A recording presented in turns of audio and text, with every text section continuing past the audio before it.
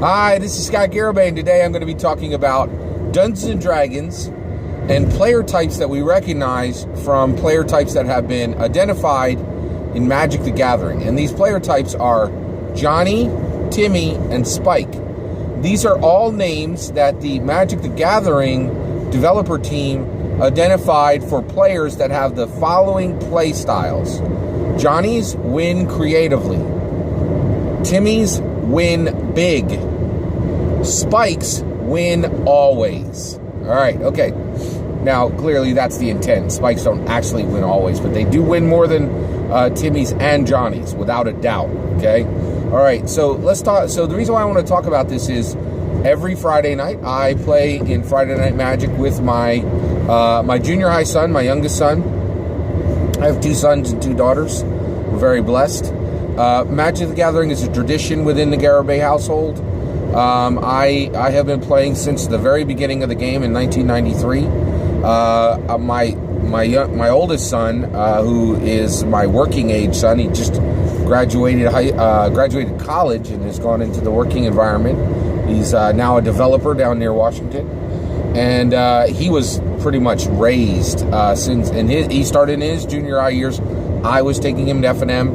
I took him to F&M for about like 7 or 8 years.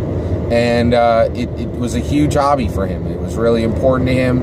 It's a huge part of his life now. I've always played Magic the Gathering, just like most long-term Magic the Gathering players. I think back in the early 2000s, I had about a 5 or 6 year hiatus, and then I returned to the game. That's actually extremely common in Magic the Gathering. You'll find that a lot, right? People who play intensely, leave, and then come back. So Magic the Gathering is an absolutely wonderful game. I am going to be talking a little bit, extensively on this. So if Magic's not your thing, there absolutely is some analogies here straight to Dungeons and Dragons. We're going to get there. So, but if you have children, I highly, highly, highly recommend getting them into Magic the Gathering. And the reason why is what Magic the Gathering does, and actually this is incredibly helpful for any person really, is it gives you an incredibly high tolerance for complexity. Incredibly high tolerance. Like, it's hard to even explain how high a tolerance someone gets after playing Magic the Gathering. It's, Magic the Gathering is probably the most complicated game that exists. Like, there's no game in the world that has literally 30,000 parts, right? It's just separate, independent parts. That can be played in multiple formats. I really believe it probably is. I really believe it is the most complex game that has ever existed. There's nothing like it. It's its own genre, right? So, the Magic the Gathering development teams, they work very hard, and they have a lot of people to keep happy with every single set, right? And so they identified 3 types of players. And I read the article. I heard people using these terms: Johnny, Timmy, Spike. Right? Now, they are names for players. They're fake names that the R&D team, the research and development team that create the cards for Magic the Gathering, applied to players. And so a Johnny is a player who really likes to win creatively. They're going to use combos to win, things that go infinite, that kind of thing, right? A Timmy is someone who wins big, right? They want to absolutely crush their opponent into the ground. And when, like, for instance, you win the game when you get somebody down to 0, right? Well, a Timmy wants to have their opponent down to 2 points and deal 14 points of damage, killing them by 12 points of damage. They get a lot of joy from that, right? A Spike wins always, and what this means is they are always doing everything they can to win. So a good example of a Spike is Spikes never ever make their own decks, right? They'll say things like red deck wins, right? Red deck wins is a specific deck type within Magic the Gathering. Spikes, what they do is they just watch the Pro Tours, right? They get the deck lists, they build the decks that have already won, and then they tweak them. They might put in 1 or 2 cards, and they actually think that that's deck building. It's not even remotely. It's the saddest, most pathetic form of playing the game. But actually, I would actually say there are 55% of all Magic players do this. To me, by the way, let me explain how and the way they do this. Like, so Spikes will rarely buy packs. They'll buy singles. They'll get exactly what they need, to build the deck that's already been proven to win. You know what I mean? And then what they'll do is they'll practice it again and again and again, until they, with that one deck, and they'll take that to win. And if there's any habit, they will not sacrifice any personal style. They will not, allow any personal style, any personal preferences, any personal behaviors. They will strip them away until they can build the absolute most winning deck and most winning play style, because they enjoy winning more than anything, right? So that's a Spike, right? Now, I believe we have Johnny's, Timmy's, and Spikes right at the Dungeons & Dragons table. So one, not every Dungeons & Dragons player fits into one of these. Actually, the only players who fit into this are players who are actually at your Game Master, who have all Johnny's, Timmy's, and Spikes in the Dungeons & Dragons world, okay? They are all people who have seen the game played, researched the game for themselves, and said, I'm attracted to playing Dungeons & Dragons. They went out and bought their own player handbook, right? And then they came to the table and began playing, okay? Now, the reason I make this, and they play the game because they enjoy the game. The reason I make this distinction is I am absolutely convinced that one of the biggest problems we have within the community is not understanding why people play the game. I am very, very convinced that many, many, many people who are at the Dungeons & Dragons table are not there because they like Dungeons & Dragons. There are a host of reasons to be a Dungeons & Dragons player that have nothing to do with liking Dungeons & Dragons, right? Now, I'm not saying we should get rid of them, right? But I think it's very important as a dungeon master to know when somebody's at the table for a reason other than love of the game, right? Because I think there's really a lot of players there, okay? All right, so these are all people who actually love the game and are highly interested in Dungeons & Dragons, the PHP, the MMG, and even the DMG. Like, good players read the DMG. There's really good reasons why an excellent player would read the DMG in its entirety, right? Okay. All right. So with that said, what do we do when how does it help us to recognize that these players are at the table?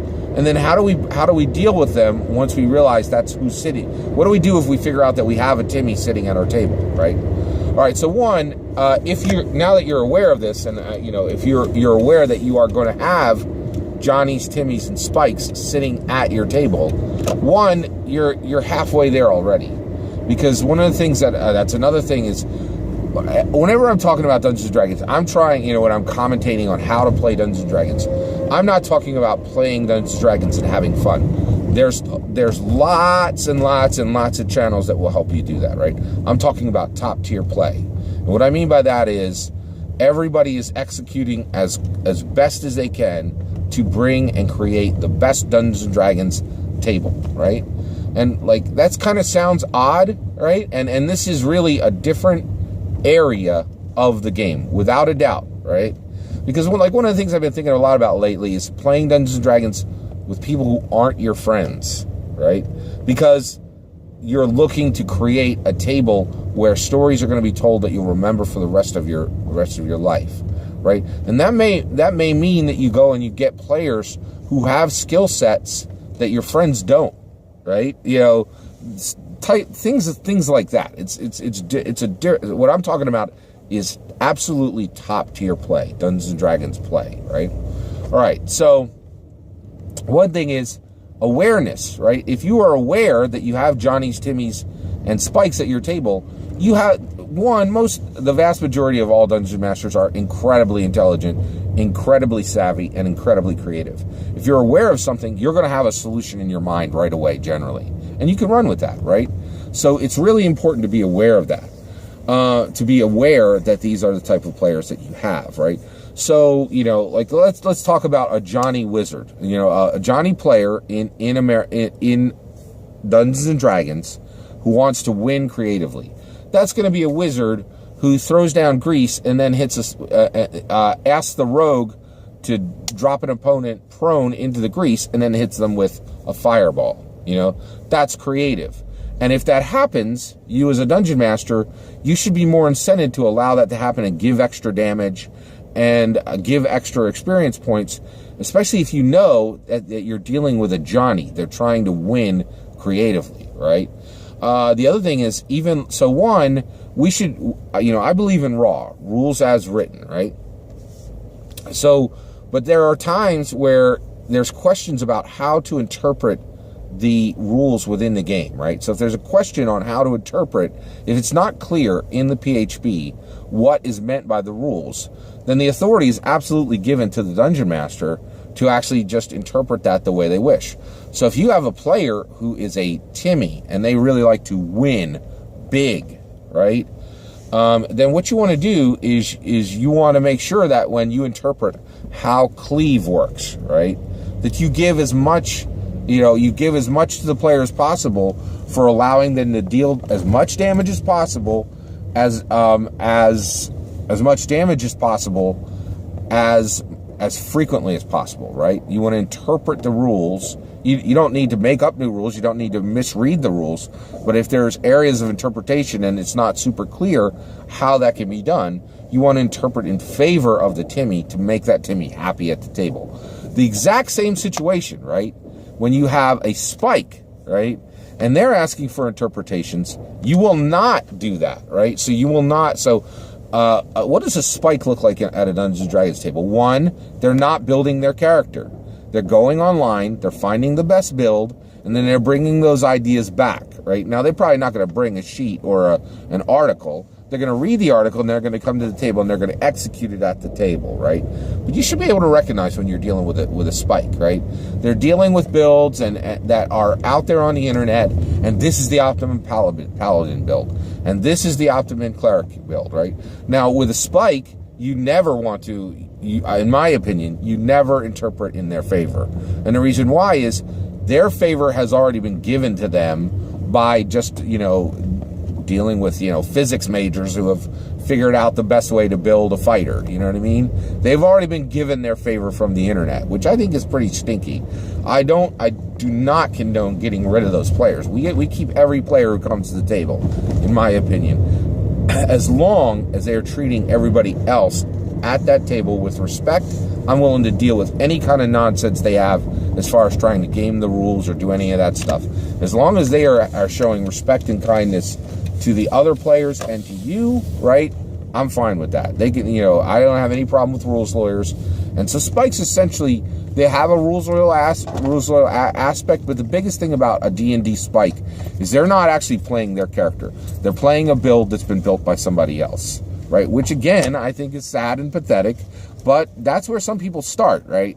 And you can get, and I think a Spike is always going to be a Spike generally, right? But actually, I think a Spike can sit at the table, see the fun that the group is having, and then get to a point where they say, you know what, I would rather, the other people at the table have more fun and my character be less effective and make room for more other player characters at the table. I think that can absolutely happen with a Spike. There's a low probability of it, but I think it can absolutely happen.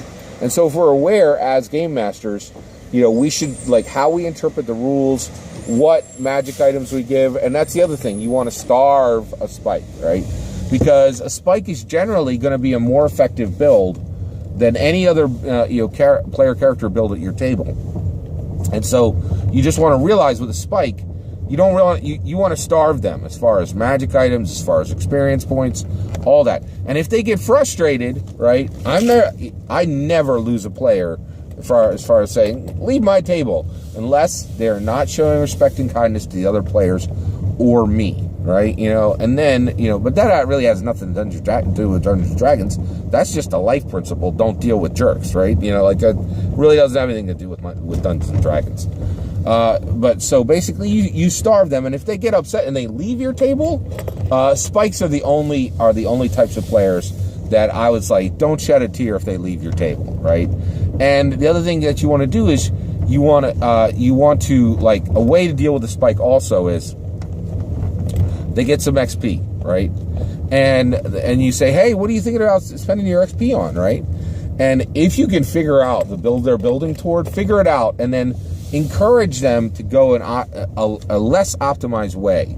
Like, for instance, if they like, one way to deal with a spike would be like, they go out to fish to get, food for their campfire that night. And the player character, gets a fish, it actually just rolls dice and gets a good roll. The spike gets a good roll. And you can say, oh, well, you realize that you actually have a real talent for survival, right? You could even go as far as to say, and you know what? You're not sure why, but when you walk away from that, when you walk away from that river, you realize that, something's changed in you. And you could say, add 1 to your survival skill, right? And the player's like, what? Is it a magical river? And you can let them investigate all you want, right? But the reality, and then, when they get those points, you say, hey, maybe, do you want your character to go more into a survival, to increase that survival roll? You want to encourage them to break that model of whatever they found on the internet and go in a different direction. And it doesn't matter what direction it is, as long as it's personal and it's their own choice, right? So one, I really love the game of Magic the Gathering. If you don't play it, I highly recommend playing it. It's really fun. There's a ton of different ways to play it. You can absolutely find a format that fits your style. And there's a lot of lessons that can be learned from Magic the Gathering for how to play Dungeons and Dragons. And I think it's really important to recognize when you have a Johnny, a Timmy, or a Spike at your table. And today we talked about how to deal with them. Take care.